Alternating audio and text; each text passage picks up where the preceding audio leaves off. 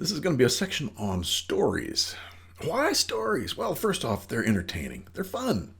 They're enjoyable, and I hope you enjoy this section. But it's a lot more than that, because literally we're surrounded by stories.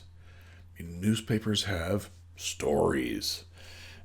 The movie theaters, stories. Sitcoms, stories.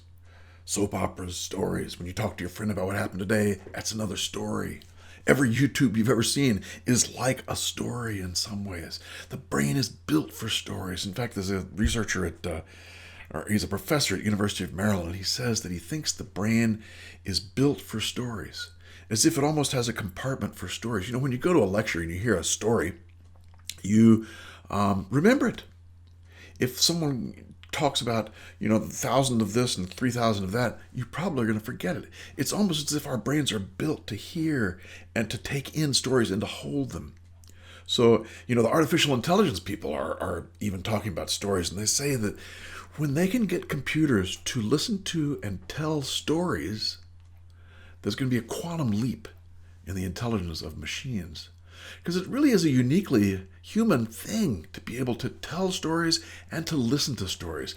Think about what it was like for you when you were a little guy, a little girl, whatever, a little something, and someone said, "I'm going to tell you a story." What did you do? Automatically, what we usually do is we get relaxed, we pull the covers up, we snuggle in, we think, "Oh, good, a story," because there's no responsibility. We don't have to do anything. We can just sit there and take it in. And that's all we got to do. So that's what I want this section to be, something that you can just take in.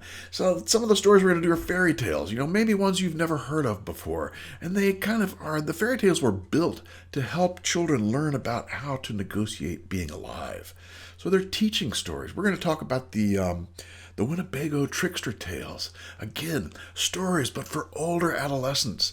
How do you deal with arrogance? How do you deal with sexuality? These are stories that just hit those issues straight up and in a way that you've probably never heard before. It's going to be a lot of fun. And we'll talk about healing stories. We'll talk about all kinds of stories, but hopefully it'll be fun. So, we'll see where it goes.